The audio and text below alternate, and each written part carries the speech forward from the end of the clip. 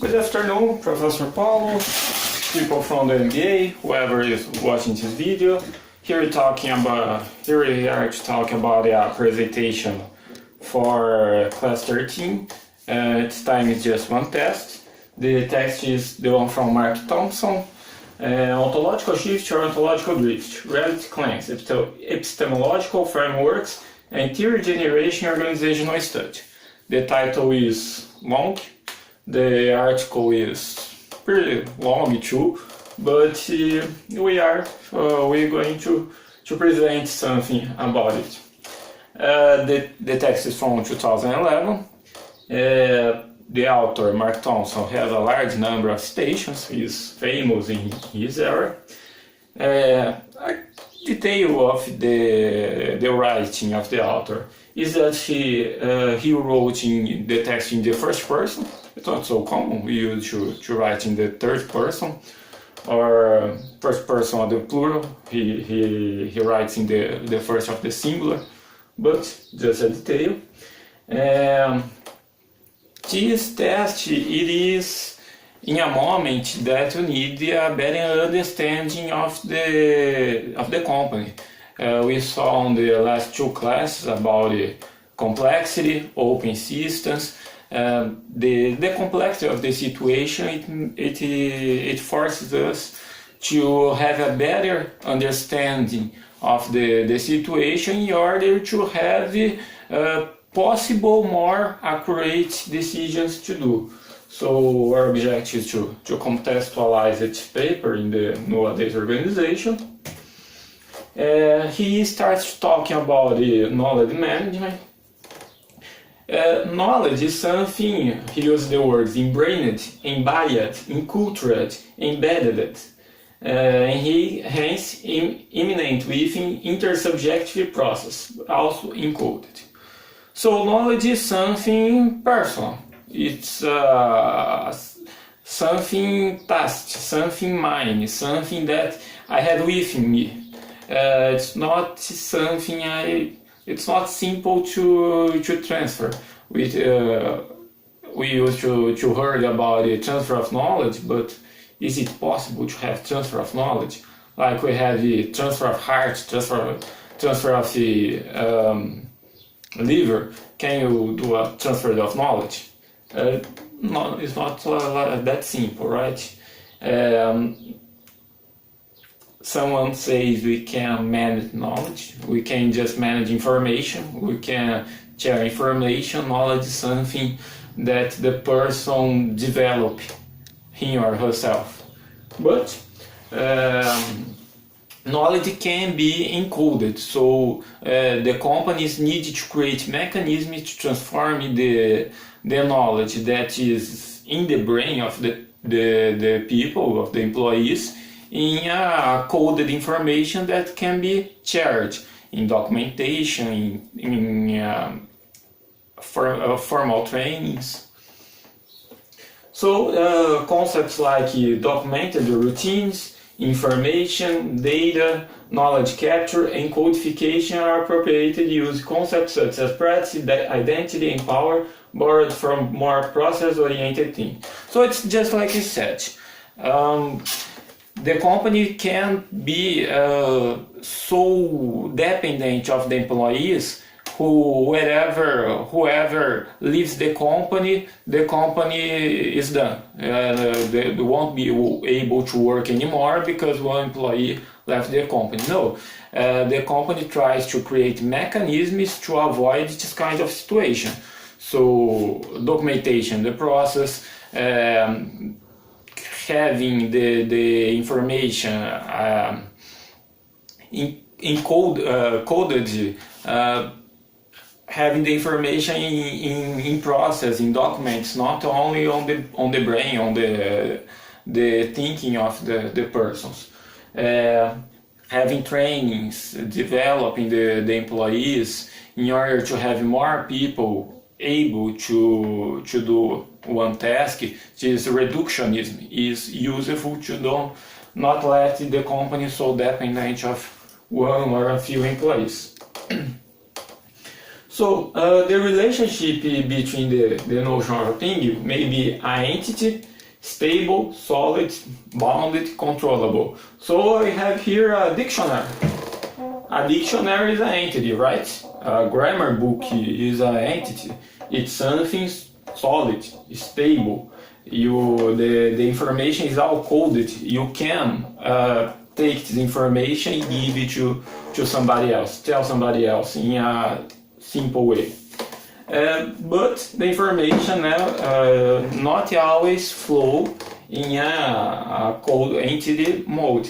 It also works in a process that is unstable, fluid, emergent, elusive. So we have here Stewie, one baby. To teach one baby, we use books, we use dictionaries. A baby is learning to talk. I take a book and I teach him the syllables, the grammar, the construction of the words, the phrase. We don't do it that way, right? Even when we're going to talk a foreign language, we use books, but we also need the practice, what in movies, talking in the bar, in formal ways. It is useful, it is needed in order to develop more our foreign language, right? The Thompson also says about the organogram. The organogram is an entity, right? You draw, you construct, you structure the company in relations, in responses, in delegation, in hierarchical responsibilities, but the company works that way, just that way, just like it is there. It's how it works, so it's a picture of the company and everything flows that way. No, the company has informal relations. The company has like we saw in the Hawthorne studies, it has an informal organization. So the organogram is not a complete picture of the company. It is a part of it. It's a formal organization, but the relations informal are probably very, very larger than the formal. So entity-verse process. One example of the entity and process, the text and explicit knowledge that the Thompson himself mentions, is the Nonaka Takeuchi, the book, The Knowledge Creating Company, and he brings us the knowledge spiral. So how it works, the knowledge spiral of Nonaka Takeuchi? You have one knowledge. You have one knowledge in your head. It is a test knowledge. You know how to do that. What you can do to share this information? Take that test knowledge and explicit it. Make it possible to code and to tell others. So you have a dialogue. You talk with other people in order to externalize it. When the knowledge is externalized, you can share. You have the explicit knowledge. You can share with other explicit knowledge. So it's linking explicit knowledge. So you have a combination of explicit knowledge, linked knowledge. If you take this explicit knowledge and you receive this information in explicit form and you transform it in a test, so you learn to do the information you received. It's an internalization. I take the information I just learned and I practice it. When I have this internalization, I transform that knowledge in implicit, in test. So if I take this test knowledge and gives it to another person in test knowledge, I am field building. So we are creating new knowledge in the field, in the process. So we are socialization, we are socializing it. This is the knowledge spiral, and it's continuous, it's never end. This is how Nonaka Takeuchi wrote it, I think in 95. Yes, 95. At least the version of this book, of course. If you're moving one to another can generate new insights due to perspective. What is that? The only seeing things in entity way gives me a limited knowledge. If I only see the things in a process way, I also have a limited knowledge. So I need both in order to have a better understanding of that. Because each one has strengths and limitations. None of them is completed. Even using the both, you're probably missing something. You probably won't have 100% knowledge of everything, but it's more accurate. So when I go to an entity way, I probably will see details that I couldn't notice by process. Having the formal information, the coded information, I probably will notice more information that I was on the process. But by the process, I would see iterations that are not formalized, so things that are not coded yet. That's an example of how they both can complement themselves. For example, I won't be able to say that in English, but when you take a ball and you're controlling with your feet, this is a past knowledge, right? You have how you do that to externalize. You can write a manual. You take the ball and you throw it up, and you use just the right kind of force to control it in the air. And the person will read that and apply in the first time it will work? No, of course not. If it was possible, I would do that because I'm terrible doing that. But theorizing always entails trade-offs between simplicity and complexity, originality and semblance, and specificity and generality. So it's just like we said.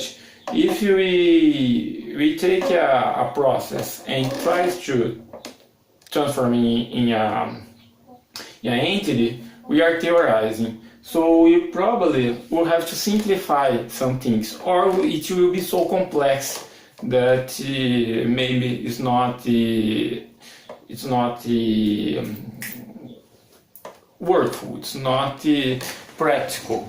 So we'll have to always try to go to the edge, the best option. And we have here the picture too. It goes from abstraction and conjunction, and epistemology and ontology. Epistemology is something brought from the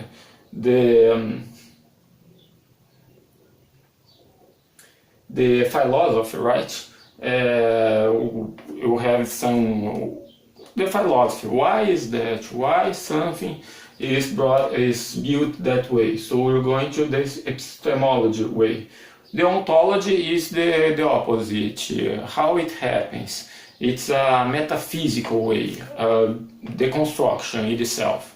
Philosophy is the why. It's the reason behind. So it's two extremes. And on the other two extremes, in the horizontal, you have one the entity and the other the process. So this figure, it gives us a very clear understanding of how both extremes work. I'm not reading all of them because of time. And if you move one to another, we have the shifts and the drifts. So we can change that in order to have a better understanding of the situation, or it can be drift to fallacies. So the information wouldn't be accurate because it's a fallacy. We think something, but actually it's other thing. The Thompson also mentions about strategy as a practice, So not all strategies are formal, are the like the planning school that you plan everything and you apply that. I read this as the emergency strategy, how people do, how people act. That's something that emerges from the company, and that's a kind of strategy too, the emergency strategy.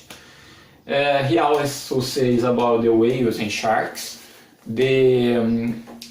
What is more likely to a whale, a shark or a human being?